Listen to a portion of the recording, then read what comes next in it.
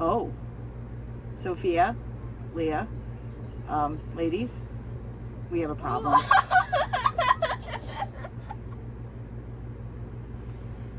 I think Lucy broke. Lucy's hair, right? I think Lucy broke. I don't think she has a spine. I don't know what the heck's going on with her, but she must be feeling better. Oh. I don't know if she feels better. She just did a backflip. Oh. Oh my God, Lucy. All right, Lucy, enough.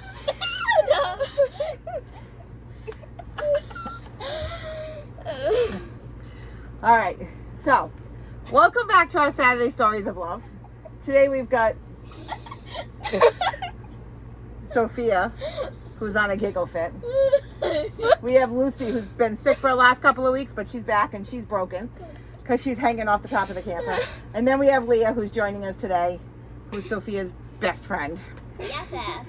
And the second most annoying child Hey. in this planet. Okay, so normally we do, this is not a normal type of story, but the girls are going to have a camp out tonight in the camper in the driveway. So we thought we would read a scary story. Well, not too scary because I really don't want them waking me up in the morning because they can't sleep. So this is by the Berenstain Bears, who we always like, and this is just, it's a story called In the Dark, which I thought would be cute considering they're sleeping in the camper. All right, so you ready? Yeah. You ready? Yes. Okay, you ready, Lucy? I'm guessing that's a yes. I'm guessing that's a yes too. All right. Close your mouth. Not ladylike. Brother Bear said sister impatiently, "Are you going to take all day to pick out your book?" Sister and brother were at the Bear County Library and had already chosen her books and was waiting for him to check out. "Hold your horses," said brother. "I'm looking for a good mystery." Sister Bear usually took out storybooks, books about nature, sometimes books about poems. Brother liked those too, but lately he had become interested in spooky ones. "Hey, this looks like a good one," said brother. "Let's check it out." Said sister, looking at the cover. "It's a case of a crying cave. Looks a little scary to me." "Say, this is a really good," said brother later that evening when the Bear family had settled down for some reading. "Would you like me to read it to you?" he asked sister. Sister was looking at a storybook about kittens who were arguing about who was the prettiest, and it was a little boring. "Or are you scared?" said brother. Sister said, "Of course I am not." So she left her book on the floor and climbed onto the bench next to him. The story began quietly. It told about some Bear Scouts who went an overnight camp out. Well, that's not the scary part. The scary part's coming. It's going to be very scary. When the Scouts discovered a dark secret cave, brother's mystery began to get a little bit exciting. And when the cave began to cry out and wail, it was anything but quiet. That's scary. "Woo," said the deep, dark, mysterious cave. Read brother with a lot of expression. "Woo." That's scary. "Stop," said sister, putting her fingers in her ears. "That's enough." And she went back to her storybook. Scaredy bear," teased brother. "And that's quite enough of that," said Papa, looking up from his paper. At the cubs' bedtime, Papa and Mama said goodnight, turned off the light, and left the cubs in their usual sleepy darkness. Outside the treehouse, the bright, busy sounds of night had given way to the day had given way to the soft, soothing sounds of the night. That was a whole lot in one sentence. The conversations of frogs and toads, and the soft cry of the owl, the sigh of the night wind, and if you listened very hard, you could almost hear the softest sound of all, the sound of lightning bugs switching their lights on and off. I've never heard of lightning bugs turning their lights on and off. So maybe there's a sound for that. I've seen fireflies. Yes, well, that's the same thing. But have you ever heard them turn their lights on and off? Like the red. Yeah. You have? I almost caught one. What's a firefly? Remember those things we had in the backyard? Yeah. Yeah, well, that's a firefly. Lightning bugs, they're the same thing, it's just a different thing. Ooh.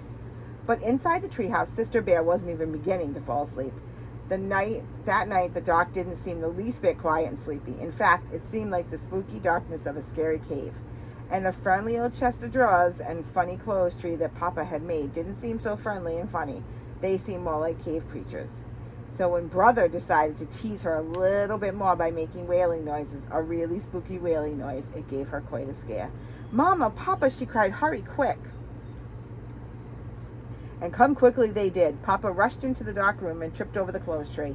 Mama rushed in after him and tripped over him. In the commotion, Sister fell out of bed and landed on both of them.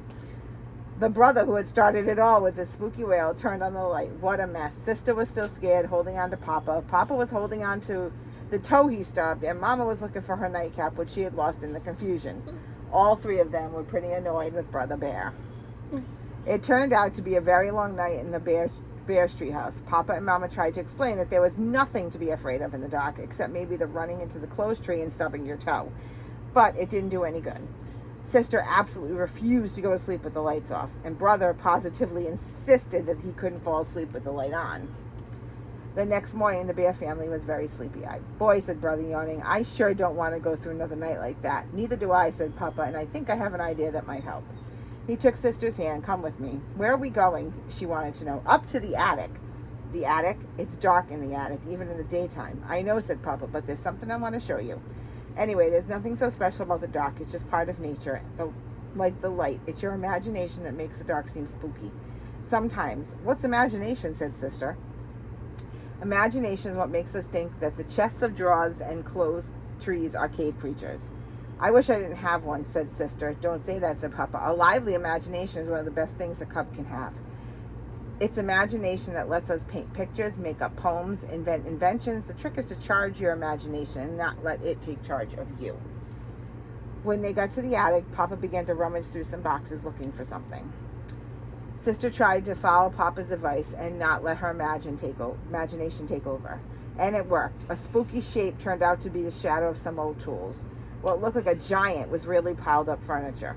"Here it is," said Papa, "my old nightlight. The one I used when I was a cub and had a little trouble falling asleep in the dark."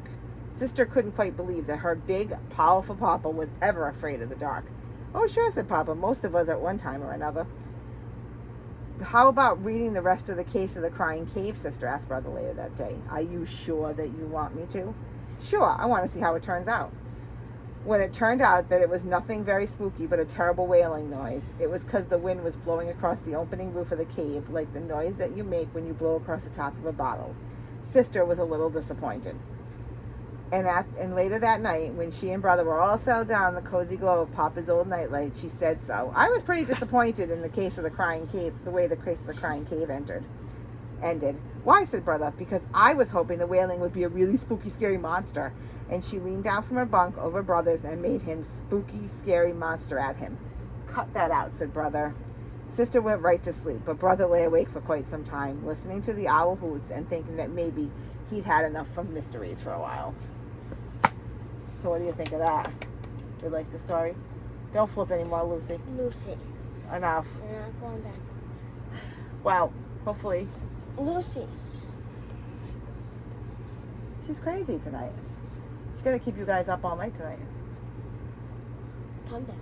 Calm down. Well, hopefully that didn't scare you guys too much. You're still asleep in the dark outside with the wild animals in the yard. Raccoons! And we hope you... Lucy. All right, Lucy, you need to relax or else I'm taking you in the house.